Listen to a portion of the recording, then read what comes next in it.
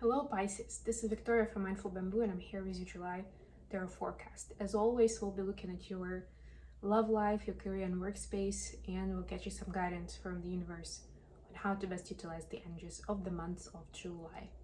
At the end, I'll post some messages from your person of interest to yourself.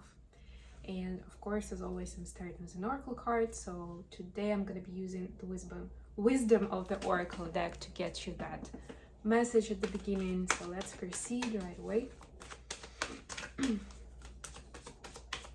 Hope you guys are doing great. Remember that this is a reading for people who have Pisces in Sun, Moon, Ascendant, or Venus position. Also remember this is a collective reading, so take only what resonates for you and leave what doesn't. Let's see what we have for Pisces today. Alright, round and round. I had this card on the top of my deck when I started the reading, and you saw me, I was shuffling very well, and I still got this card. This has happened 3 times to me today in different variations. It's funny. The appearance of this card is a reminder that although it may appear that you've gone backward, the truth is that you're standing at a higher level, looking down into your circumstances. You will learn something, do something better, and break up a cycle set up in the past. You actually have a bird's eye view of your initial footprints and can access the wisdom and lessons learned. So there may be another cycle, karmic cycle, unfolding in July, but this is a hint for you that this is a chance for you to really embrace the learned information and see how it can be integrated into your daily life, or a confirmation that you won't be making the same mistakes again. And that's a good feeling, even though you're still tempted with those scenarios. But if you do withstand it, if you use that knowledge and wisdom that you've gained, it makes you feel pretty good, right? This is number 25, by the way. Might be of significance to you. Okay, let's get into tarot. I'll be using the Tarot of Mystical Moments today for the main reading. Let's see what we have for Pisces in the month of July. In this month, we have a switch of the North and South lunar nodes. They've been in Taurus and Scorpio for the last 18 months. They're now switching to Aries and Libra respectively, and will stay there for another 18 months, just basically till January 2025. It's kind of a big deal, especially depending on where you have Aries and Libra in your birth chart placement. By the way, I do have, if you're interested to learn more about what to pay attention to in your birth chart, what's important, if you have, how do you connect like specific questions or challenges in your real life right now to placements in your chart, how you get more information and guidance on how to operate or what do these events mean. And there's a lot of that interpretation and information in your chart actually. So if you're interested in getting some guidance from me, reach out for a personal session. I don't have an astrology consulting session separately right now. I might do that in the nearest future. I actually got this idea just now, so we'll see. Maybe I'll add it on my website as a separate kind of a session with several options of how we can proceed or what we can spend the time on. But I do have coaching sessions, I do have private tarot readings, so feel free to reach out via an email address or through my website, mindfulbamboo.com.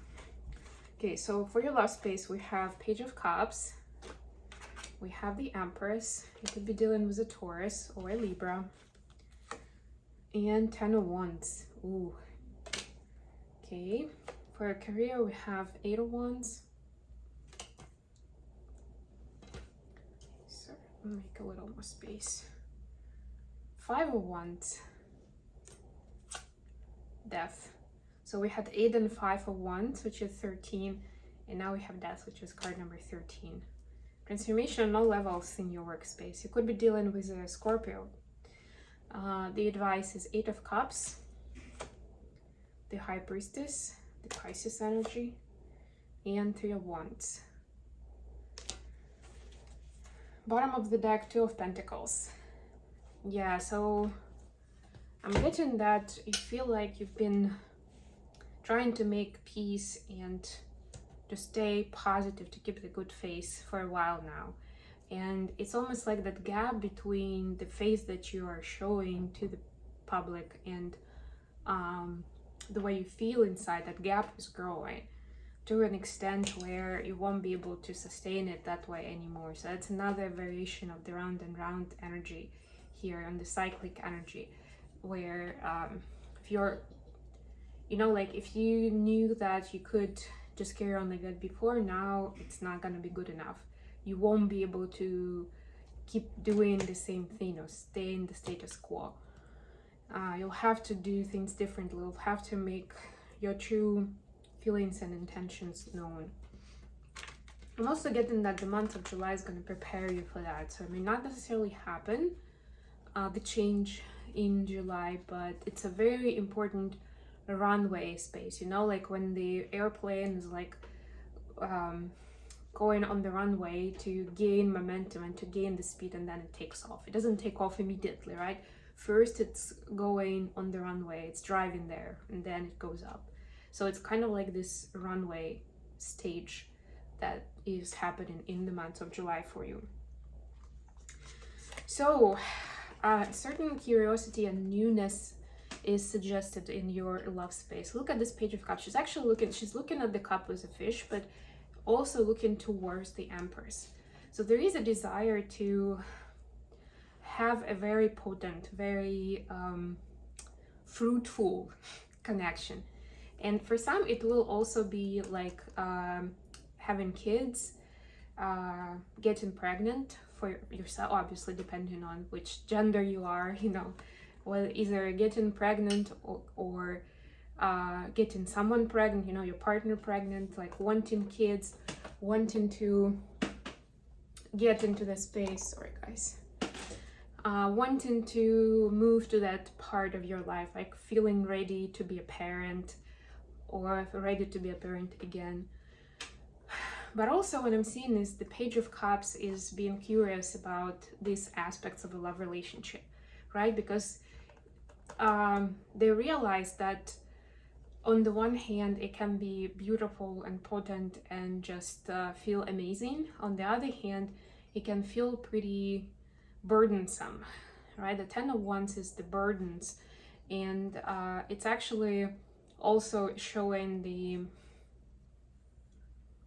contrast of the beauty of the roses, but also how much it's weighing on this person's shoulders, right? And it's getting hard to move, right? It's supposed to be beautiful and you know, enhance people's experience, right? Make their day better. But for this particular person, it's not making their day better. It's the other way around, right? So it's also like about like appearances versus the true energy of creativity, of potency, of creating a life together, and learning more about this, right? So that's what I'm seeing. I don't even see a lot about your person or communicating with them.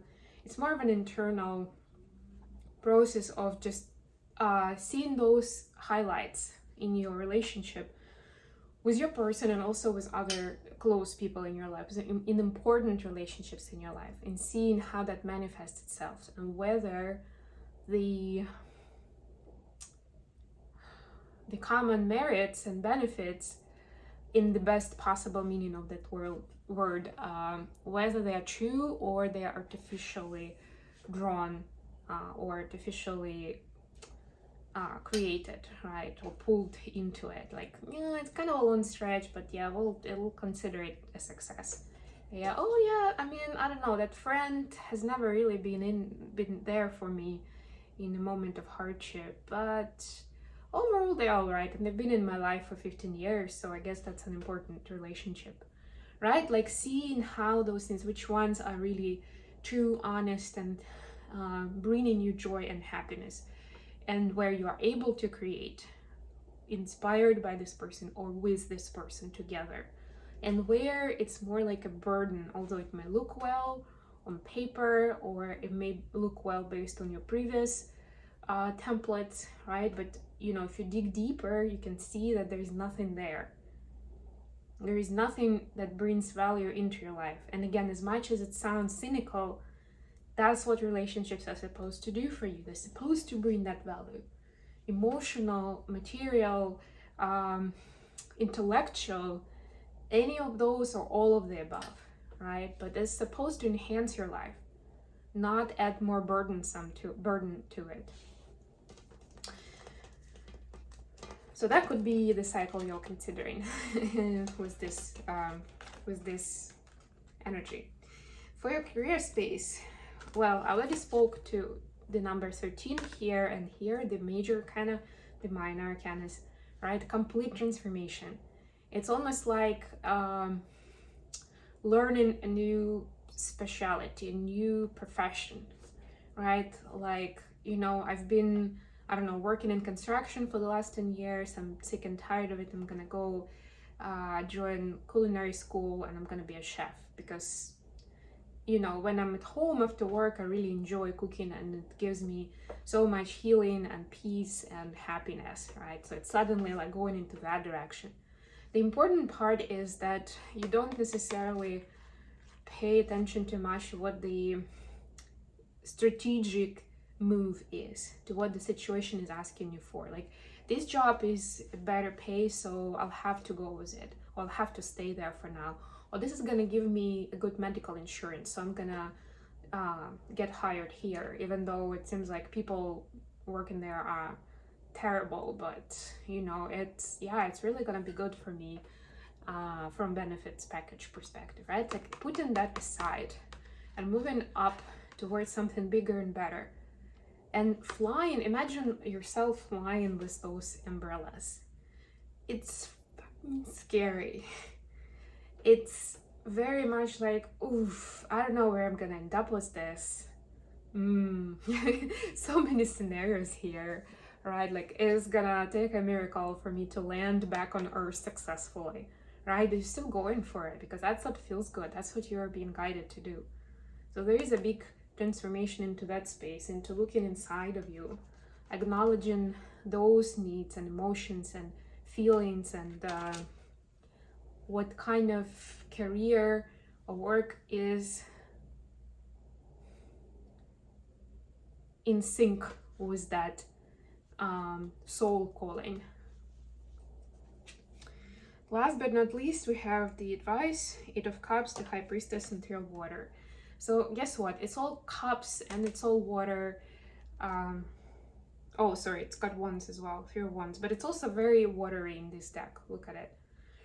Right, so water all around, working with feelings and emotions, acknowledging, noticing, and analyzing. The High Priestess doesn't rush into movement, and neither do people in these cards. I mean, this is walking away from something, but in this specific deck, it's also acknowledging like what my world has become. Am I happy there? What are my values, right? It's questioning those things as she walks through. And then here, the 3 of Wands again, it's like, what is the top of the mountain like for me? Like, what do I want to see there at the end of the day? Or when I'm 50, what is that success going to mean for me? How do I want to feel then and there when I'm on top of Mountain Everest of my life, of my, I don't know, hard work, achievements, struggles, everything, right?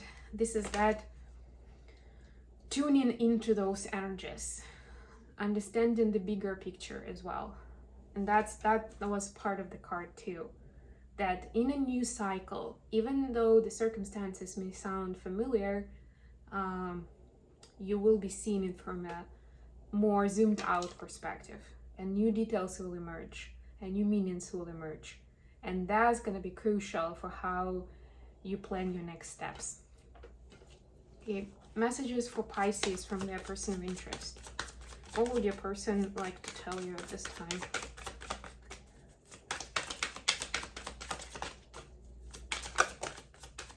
Oh, the Lovers. And again, it was on top of the deck. I keep shuffling, and I've shuffled for a while, and I still got the Lovers card. Sorry, it actually fell out this way. And the Tower. Ooh, 2 major arcanas here. Wow. Lots of orange, kind of a little bit of yellow, but, and this is the Capricorn and the Gemini energy. So your person is basically telling you they know this is destined, this is fated, and this is going to help heal a lot of past pain and reconstruct certain societal programming when it comes to love and healthy relationships. They know that that's really what it is. It's also getting them curious and inspired about where this is going, how it's gonna work itself out, because it's so unique, it's so different, it's so passionate and strong. But they also understand that there's a good chance that in order to get from where you two are right now to like that happily ever after, that there will be still quite a lot of obstacles or blocks on the way that will need to be broken, or some challenging situations that you'll need to get through. So what they want to tell you is they're ready to take on this journey with you if you're ready, that it's not going to be just smooth sailing and quiet time. It's going to be a roller coaster ride, but it's going to be pretty damn amazing and powerful, and a huge learning experience for the both of you.